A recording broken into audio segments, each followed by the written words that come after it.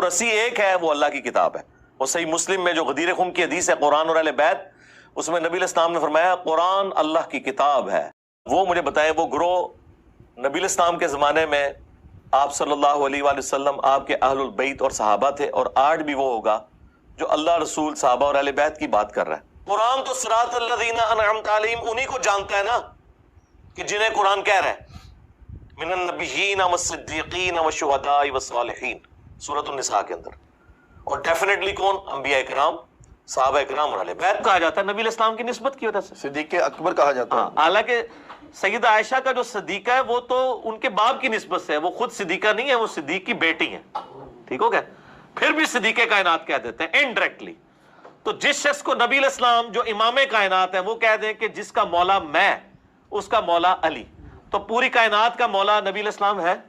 بے شک۔ تو پھر مولا علی بھی مولا کائنات ہے، اس میں کون سا مسئلہ؟ جو سنی اور شیعہ دونوں کے ہاں پائی جاتی ہے، میں اسے کہتا ہوں یہ کامن بانڈ ہے، تعالوا الی کلمۃ سواء بیننا وبینکم۔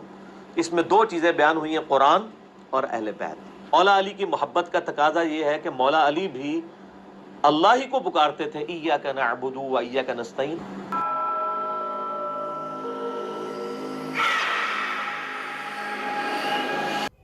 آپ کے سامنے قرآن اسی طریقے سے پڑھا جا رہا ہے کہ جیسے کوئی آپ کے سامنے فرینچ زبان کے اندر آ کے آپ کو گالیاں نکالنا شروع کر دے۔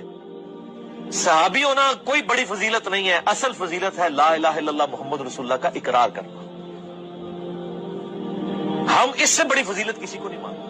نبی علیہ السلام کی وفات کے بعد جو مرتد ہو وہ نبی کے زمانے میں کیا ہوتا ہے؟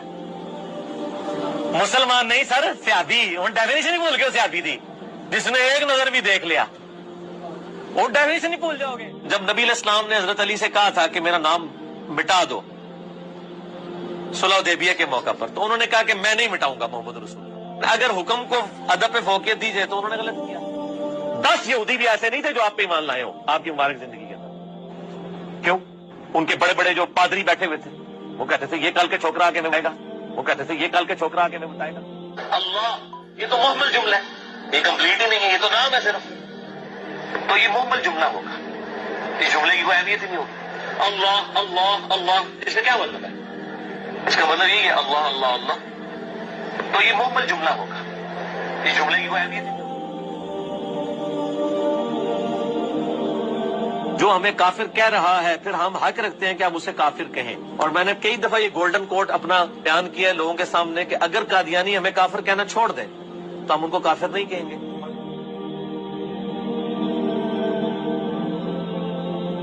آج کی ڈیٹ میں بھی اگر کوئی کسی صحابی کو اپنے علم کی بنیاد پہ کافر بھی ڈکلیئر کر دے، وہ یہ سمجھے کہ میرے نزدیک وہ کافر تھا، تو اس سے یہ نہیں ہوگا کہ ہم اس کی تکفیر کریں۔ معاویہ کا پیٹ پوری زندگی نہیں بھرا، معاویہ کا پیٹ پوری زندگی نہیں بھرا کہ آپ کے ساتھ جو قادیانی ہے، جو نبی علیہ السلام کو آخری نبی مانتے ہیں لیکن ساتھ امتی نبی کلیم کرتے ہیں، کیا یہ یہود و نصارہ سے بدتر ہے؟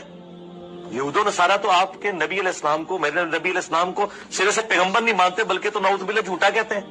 یہ نبی علیہ السلام کو مان رہے ہیں، ان کو آپ ان سے بدتر تو نہ کہیں۔ تو آج کے دور میں جو موبائل سے دیکھ کے پڑھ رہا ہے اس کو صحابہ کرام جو زبانی پڑھتے تھے اس سے زیادہ ثواب ہے۔ ڈاکٹر ذاکر نائک جو قرآن بھی غلط، یہ نبی علیہ السلام کو مان رہے ہیں، ان کو آپ ان سے بدتر تو نہ کہیں۔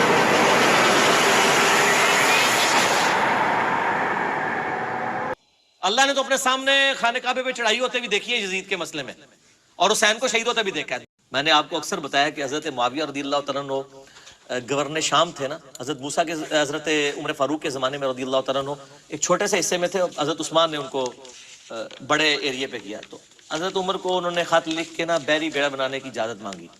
تو حضرت عمر نے مشورہ کیا تو بتایا گیا کہ سر اس زمانے میں لائف بوٹس تو نہیں ہوتی تھی کہ یہ جب بحری بیڑا ڈوبے گا نا تو ایک بھی نہیں بچے گا۔ تو حضرت عمر نے سمندری جہاز سے روک دیا کہ میں مسلمانوں کی لائف سٹیک پہ نہیں لگا سکتا۔ منفی سوچ، اور کہا کہ پہلے مجھے اتنا پتہ نہیں تھا، اس لیے میں امیر معاویہ رضی اللہ تعالیٰ عنہ کے حق میں بیان دیتا رہا۔ آپ نے اپنی ابتدائی ویڈیو میں حضرت امیر معاویہ کے بارے میں موقف نرم رکھا، مگر اب کچھ عرصہ سے آپ کھل کر ان پر اپنا موقف بیان کر رہے ہیں۔ اللہ تعالیٰ مجھے معاف کرے جی جب میں نے نرم رکھا ہوا تھا موقف، ہاں تو میں نے آپ مجھے اب توبہ بھی نہیں کرنے دیں گے۔ اللہ تعالیٰ میری ان غلطیوں سے درگزر فرمائے کہ جب میں نے کبوتر کی طرح آنکھیں بند کی، حالانکہ ایسا نہیں تھا، مجھے اس وقت اتنی چیزیں کلیئر نہیں تھی، سیدھی سی بات ہے۔ حالانکہ یہ سفید جھوٹ ہے اور یہ جھوٹ بول کر اس نے اپنے فالوور کو کہانی کروائی ہے۔ حالانکہ 1 سال پہلے اس نے خود کہا تھا کہ تب بھی مجھے سب کچھ پتا تھا، لیکن میں جان بوجھ کر پردہ ڈال دیتا تھا۔ پھر جیسے ہی ماحول سازگار آیا تو میں شروع ہو گیا۔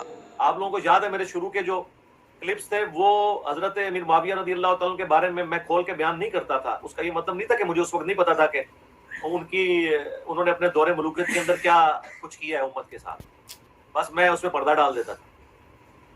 پھر جب حالات سازگار ہوئے تو میں نے اس کو کھول کر بیان کر دیا۔ میرے علاوہ اس پلانٹ ارتھ پہ کوئی بندہ ایسا نہیں ہے جو حضرت معاویہ رضی اللہ تعالیٰ عنہ کی قرآن، بخاری اور مسلم کی روشنی میں غلطیاں بتا کے انہیں رضی اللہ عنہ کہتا ہو۔